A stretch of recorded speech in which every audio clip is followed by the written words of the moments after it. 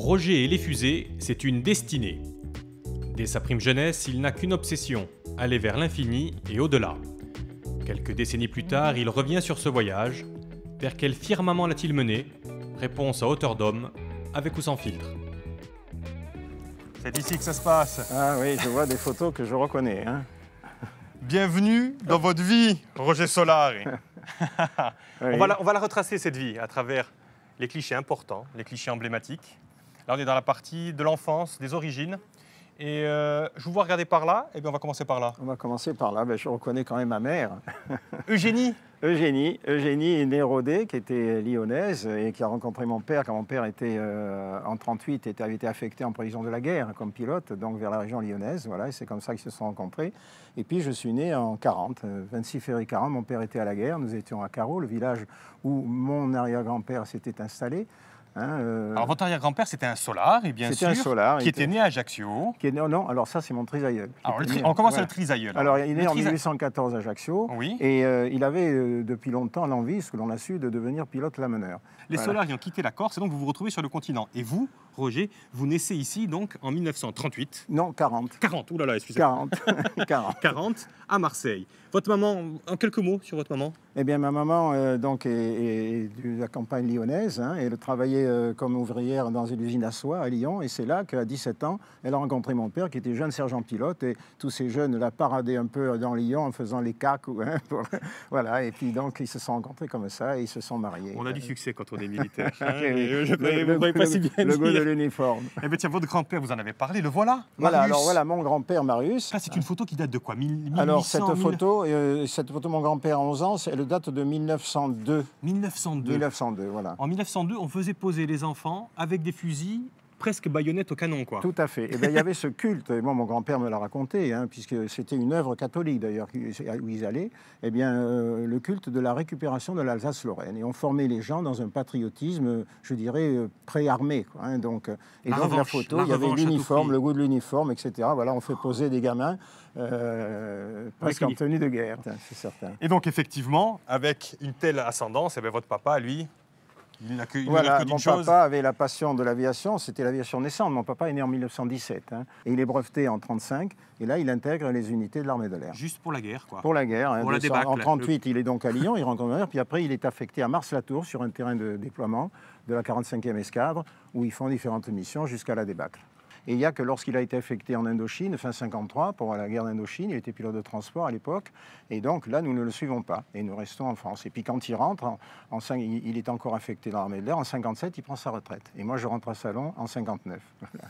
En 59, et Salon, mais c'est ici. C'est ici, voilà, Salon. Et alors là, c'est un événement. Et vraiment, l'armée, c'est vraiment de grand-père en petit-fils. C'est naturellement que vous rencontrez, faites cette école militaire. Oui, la volonté. Vous savez, il passait dans les lycées en préparation, il passait des officiers des 3 armes pour vanter un petit peu les mérites de l'armée. Et j'ai eu envie de présenter le concours de l'école de l'air.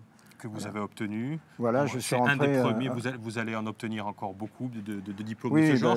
Mais ce qui est intéressant sur cette photo, là, Roger, c'est qu'effectivement, il ne nous a pas échappé qu'il y a le président de la République de l'époque qui vous passe en revue. Et c'est un des 3 présidents de la République que vous allez fréquenter. On peut dire 3? Oui, je fréquentais, c'est pas le mot. Mais en tout cas, que vous allez rencontrer. J'en ai accueilli un ensuite dans l'armée de l'air à Apt. Et puis on va voir, Et puis après un en Guyane. On va les découvrir.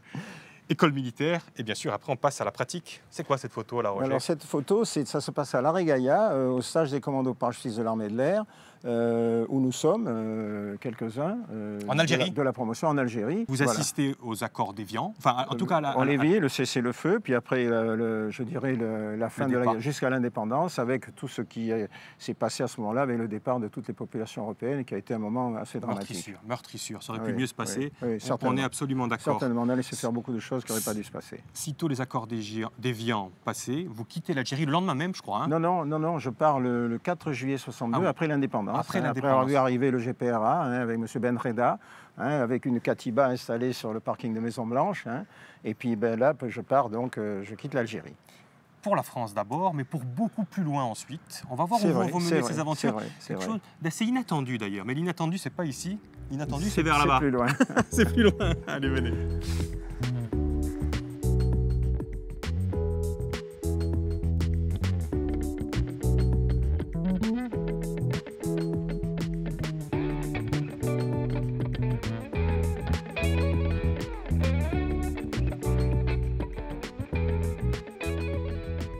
On est arrivé à destination. On s'installe et on se pose. Et oui, je disais destination lointaine, on vous retrouve là, ici. Eh oui. Alors exactement. On vous retrouve là, ici, comme volontaire en fait, hein, parce qu'au sortir de la guerre d'Algérie, vous décidez d'intégrer l'OTAN. On est toujours en 1962, 63. On est en 63. 63. Et là, vous voyez les prémices de la guerre nucléaire. La guerre a failli éclater, là, justement. Vous êtes aux premières loges. Nous étions en stage, donc en 62, hein, nous étions en stage quand l'affaire des missiles de Cuba démarre. Et donc là, on est aux premières loges. Et alors, on passe notre temps entre errer un petit peu, aller en ville, et puis revenir, aller au mess officier, regarder la télévision, voir les bateaux russes avancer avec les missiles dessus, et puis les informations américaines qui étaient alarmistes quand même. Et puis, on sent bien qu'il se passe quelque chose. Et à un moment donné, un jour, on voit les bateaux font demi-tour. Alors, il y avait des bateaux de guerre américains qui les encadraient, et les bateaux font demi-tour, et la crise est terminée. Et puis, ça va s'arrêter, ce stage, et puis vous allez renouveau être volontaire. Volontaire pour où? C'est ici que ça se passe, regardez Roger. On vous retrouve là. À Biscarrosse. Eh oui, à Biscarrosse. Là, à Biscarrosse, c'est la France qui cherche à se doter de la force de dissuasion nucléaire. Voilà, c'est ça, la deuxième clairement. génération de la force nucléaire, hein, avec donc les missiles balistiques. Et donc là, j'intègre l'équipe de Marc, c'est-à-dire qui suit les industriels pour la mise au point du système d'armes, préparer sa mise en opération, pendant que sur le plateau d'Albion, en Provence, on commence à construire les installations, les silos qui abriteront les missiles, etc. Mais si j'ai mis cette photo, on a composé cette photo avec Patrick, c'est parce qu'à côté, on voit cet étrange petit objet. Et c'est qu'en même temps que vous êtes dans ce bâtiment-là, eh bien, on construit quoi? Eh bien, le premier satellite français, exactement. Mais Astérix. Et c'est là où on voit le lanceur français, hein, puisque en 1965, on a été la troisième puissance spatiale à mettre Astérix en orbite. Et ça secoue, on se dit, bon, un jour, il va falloir que j'aille dans ce monde, quoi, hein. Et vous avez des responsabilités à cette époque-là, parce que j'ai mis cette photo-là. Eh bien là, donc, je passe, après Biscarrosse, je suis affecté au plateau d'Albion, et donc, nous avons la visite du président de la République. C'est un événement. Là, on est dans la capsule de tir qui est suspendue après une galerie de 1500 mètres dans la montagne, etc. Et donc, le président vient, et bien sûr, j'ai l'honneur de lui expliquer un petit peu comment ça marche. Je suis à l'époque commandant. Et donc, il est très attentif. Et puis, je dis, Monsieur le Président, si vous voulez vous asseoir sur le pupitre de lancement, hein, il y a 2 pupitres de lancement, et puis on va vous montrer comment votre ordre d'engagement de la force nucléaire est reçu. Et il y a un appareil de téléécriture, et donc on s'était arrangé avec l'Élysée, dans le bunker de l'Élysée, pour que quelqu'un signe, le message arrive avec engagement de la force nucléaire. J'ai dit, voilà, à partir de là, c'est le cataclysme, mais le président a décidé d'engager la force nucléaire. Donc il était assez intéressé de voir ça. Vous ne croyez pas si bien dire, parce que j'ai vu un documentaire sur VGE il y a quelque temps, où il raconte que lui-même, quand il est président de la République, il met plusieurs années à se rendre compte de ce que c'est que d'appuyer sur le bouton nucléaire, de prendre conscience de la force nucléaire d'un pays. Ah oui, c'est peut-être le début de la fin du monde, hein, mais bon, c'est le propre de la dissuasion, c'est d'éviter qu'il y ait une guerre. Et justement, vous avez une formation spéciale, là, parce que, encore une fois, à partir du moment où on appuie sur ce bouton, c'est la fin du monde. C'est la fin du monde, mais d'ailleurs, vous savez, dans ces installations, vous avez un puits d'évacuation qui monte de plusieurs centaines de mètres et qui sort à l'air libre. Donc les officiers de tir peuvent s'échapper. On avait fait un exercice d'évacuation, mais qu'est-ce qu'ils trouvent à la surface? La question est là, c'est que la dissuasion a raté, la guerre nucléaire est tombée sur la planète et c'est une fin de monde, quoi. Donc tout est prévu, mais bien sûr, on espère que la dissuasion jouera son rôle et je crois qu'elle a joué son rôle dans cette guerre froide. Vous allez faire toute votre une grande partie de votre carrière dans l'armée, puisque vous allez faire 26 ans, vous, dans l'armée. 26 ans, oui. Votre papa en avait 23, vous allez faire 3 de plus, oui, vous. Oui. Vous allez grimper les échelons. Alors, il y a des photos autour, hein. Vous allez monter tour à tour dans des mirages, vous allez encore sauter en parachute, vous allez faire l'école prestigieuse. L'école supérieure de guerre. L'école supérieure de guerre, vous avez le grade de colonel, et vous dites, l'armée, stop, vous arrêtez à 45 ans, parce que, Parce que la passion des fusées et puis l'opportunité de partir dans le spatial. Voilà. Et l'opportunité, exactement. Et je dois dire que c'est avec un pincement au cœur, parce que j'ai des souvenirs fabuleux de l'armée de l'air. Ça a été une belle aventure. Mais là, j'ai déjà des amis qui sont partis un peu plus tôt, qui sont partis au CNES à l'époque, hein, sur le programme Diamant. Et puis là, il y a une opportunité, on me fait signe et je décide de démissionner. Et donc, je pars dans le spatial et je change de métier, je pars dans le civil, je quitte l'uniforme. Et vous arrivez là, à Arianespace. Qu'est-ce que c'est Arianespace à l'époque? On est en 1985, c'est ça? On est en 1986, oui. 86. Eh bien, Ariane Espace, c'est une société qui est née du Centre national d'études spatiales sur l'initiative de CNES, sur l'initiative d'un grand monsieur qui s'appelle Frédéric Dallest. Il a l'idée géniale de faire en sorte de sortir du service public pour monter une société privée avec la participation de tous les industriels du programme pour faire en sorte que cette société s'impose sur le marché et vende Ariane. Et ça a marché. Ça a marché d'abord parce qu'il y a eu des circonstances. La catastrophe de la navette Challenger qui faisait les lancements commerciaux, le président Reagan décide d'annuler ses activités et donc les Américains se trouvent dépourvus. Il y a ce lanceur Ariane qui est disponible, et bien ils vont l'essayer. Et ils vont l'essayer, ils vont être contents et ils vont revenir. Un lanceur, c'est quelque chose qui permet à mettre un satellite en... C'est quoi un lanceur? Un lanceur, eh bien, c'est une fusée qui a plusieurs étages, qui va petit à petit s'effeuiller pour atteindre une grande vitesse et pour satelliser quelque chose autour de la Terre. Et les voilà, les lanceurs. Eh bien, j'arrive là-bas et donc j'ai une formation comme chef de mission au lancement. Et donc, on me fait faire un petit stage dans l'industrie pour me recycler, puisqu'à Salon, on obtient un diplôme d'ingénieur. Et donc, mon premier vol comme responsable, c'est vol 23. C'est le vol 23, et vous allez en voir jusqu'au vol 115. Oui, jusqu'au vol 115. Mais en tant que responsable de campagne, je fais 4 lancements. Et puis là, on me change d'affectation et je prends la responsabilité d'une équipe d'évaluation opérationnelle et technique pour faire évoluer les plans d'opération avec, bien sûr, des collègues. Et puis un jour, je suis convoqué par le président directeur général de la société, donc M. Charles Bigot, qui me dit « Monsieur Solari, est-ce que ça vous intéresse de prendre la direction de Ariane Espace en Guyane ?» Et je lui dis, je pars demain. Et donc, vous devenez directeur d'Ariane Espace en Guyane. Mais ce qui est intéressant, c'est que Ariane, ce sont des vols successifs. Aujourd'hui, on en est à combien? À 250 vols à peu près? Oui, 230, 243, 244. Que serait aujourd'hui le monde sans satellite? Une journée sans satellite, ça serait bien difficile. D'abord, vous auriez des problèmes pour recevoir des chaînes de télévision, vous auriez des problèmes pour votre Internet, vous auriez des problèmes pour des tas de raisons, la météorologie, la navigation. Si votre GPS, POFO, ça, ce sont des satellites qui sont en orbite. Et d'ailleurs, le système européen commence à être opérationnel. Galileo, il sera beaucoup plus précis que le GPS. On trouve déjà sur le marché des récepteurs qui combinent les deux. Donc, c'est quelque chose qui vit. C'est l'espace utile, aussi bien pour le domaine civil, scientifique. Après, des satellites scientifiques sont envoyés. Là, il y a plusieurs lancements qui sont aujourd'hui programmés, notamment vers la découverte des exoplanètes, le satellite Kéops qui sera lancé, etc. On ne va pas rentrer dans le détail. Non, mais parce qu'on va avoir l'occasion d'y revenir tout à l'heure. Mais on a bien compris que donc là, vous allez rester combien d'années à Ariane? Alors, Ariane, je rentre en 86 et je repars en 99. En 99? Je suis responsable en Guyane de 92 à 99. Et entre 92 et 99, vous allez faire de belles rencontres, dont celle-ci, justement. Voilà, et bien là... Encore un président de la République que vous accueillez, le troisième. Donc, qui vient en Guyane, M. Chirac, donc, qui s'intéresse beaucoup aux activités. C'était une période aussi de campagne électorale, etc. Donc, il vient en Outre-mer et on le reçoit sur le site pour lui montrer la fusée Ariane. Et la fusée Ariane, aujourd'hui, c'est quelque chose de très important pour la France et pour l'Europe. Absolument. Mais l'accès à l'espace, vous savez que c'est une part essentielle d'exercice de la souveraineté. C'est d'abord pour la France une souveraineté nationale, mais aujourd'hui on joue européen, et l'Europe sans accès à l'espace serait tributaire de tout. Or, il faut garder cette autonomie. Et le problème, il est financier, d'abord.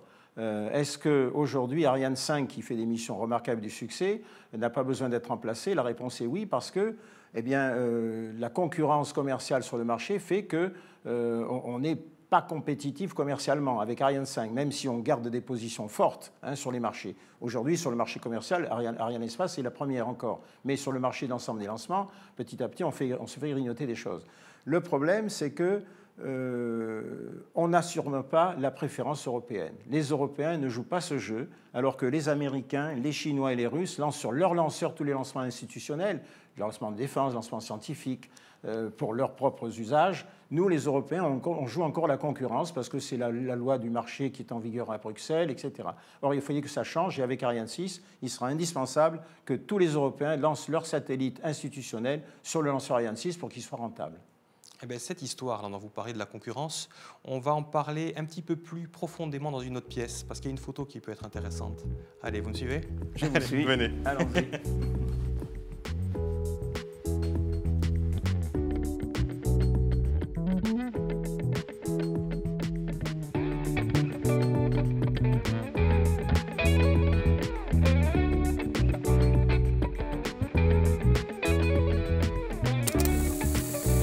Dernière pièce de notre périple, Roger.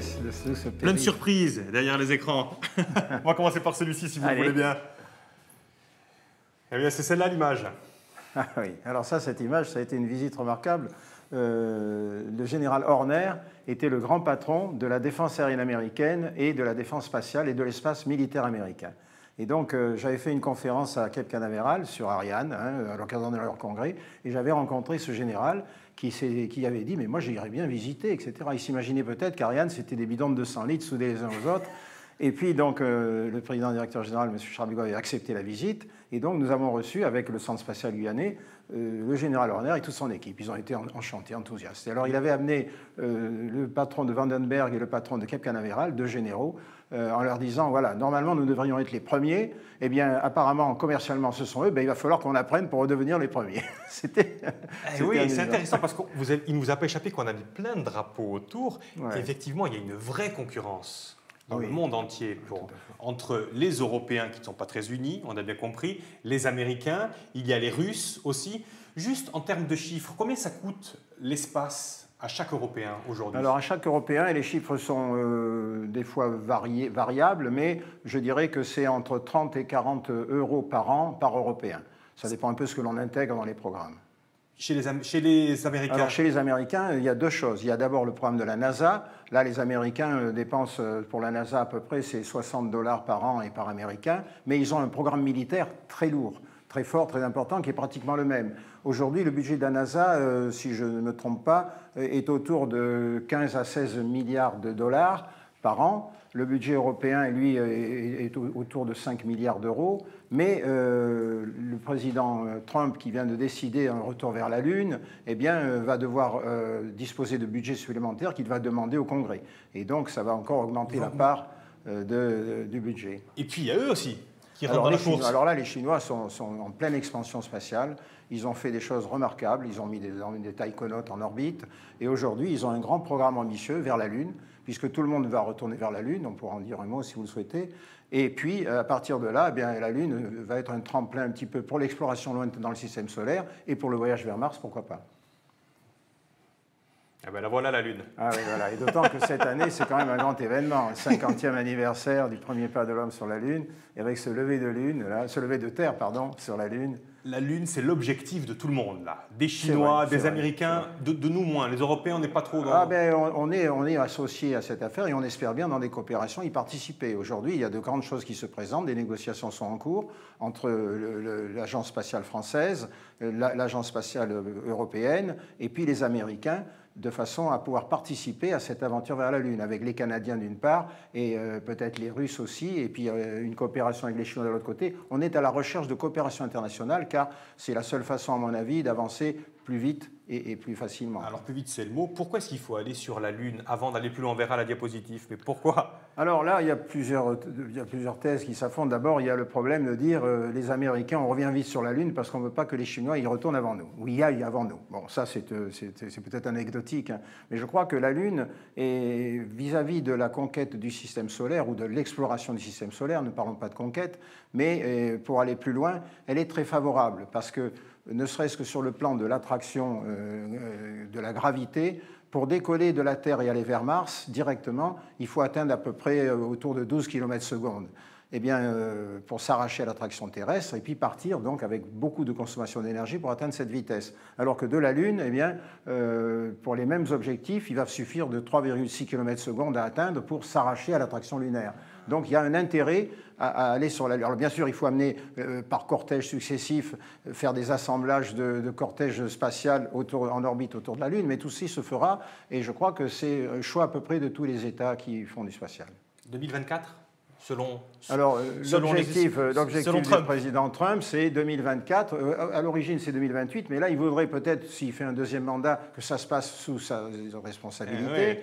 Et donc, il pousse la NASA dans le dos de façon à ce que ce départ vers la Lune se fasse avec une stratégie qui est très variable. Et l'objectif, à terme, en tout cas, c'est là. C'est Mars, absolument. Alors d'abord, on va mettre en orbite, les Américains ont prévu de mettre en orbite une station orbitale autour de la Lune qui s'appelle Gateway, qui va pouvoir être un peu un point relais entre d'une part les astronautes qui viennent de la Terre et qui viendront sur cette station Gateway. À partir de là, un atterrisseur pourra aller sur la Lune et revenir vers cette station. Et aussi à partir de là, un outil de transport, le Deep Space Transport, dont on voit le schéma ici, eh bien, lui viendra s'accoster à cette station, prendre en charge des astronautes et partir vers Mars. Mais ça, c'est autre chose. Ça veut dire quoi, cette autre chose? Ben, ça veut dire que pour aller vers Mars, tout le monde en parle à l'aise, mais il faudra d'abord que l'homme résiste à un voyage de 2 ans, avec tout ce que ça représente comme risque. 2 ans aller-retour. 2 ans aller-retour pour faire un aller-retour. C'est à peu près le créneau qui est donné. Donc, mais à partir de là, vous allez être soumis à des radiations cosmiques, des radiations solaires. Vous allez être soumis à la pesanteur, donc des problèmes de perte de densité osseuse, des problèmes de cardiovasculaires, les radiations, se protéger des radiations. Donc tout ça, il va falloir l'intégrer. Et puis même des vies en communauté, parce qu'on va partir dans une petite capsule, on va être combien psychologique. Si on est combien Ah oui, ben, ils vont être, mettons qu'ils vont être 4 ou 5. Alors on dit qu'il faut un nombre impair, parce qu'il faut qu'il y ait un chef et donc il puisse y avoir un vote de 3 contre 2. Quoi, à la limite. Et dans combien de mètres carrés? Alors là, écoutez, chaque homme disposera de 25 mètres carrés. Vivre de, oui, mais 25 mètres cubes, pardon. 25 mètres cubes, c'est pas beaucoup. Ah non, 25 mètres cubes, c'est pas beaucoup. Pour vivre 2 ans. Voilà. Donc, d'après vous, l'objectif Mars, c'est réalisable ou pas?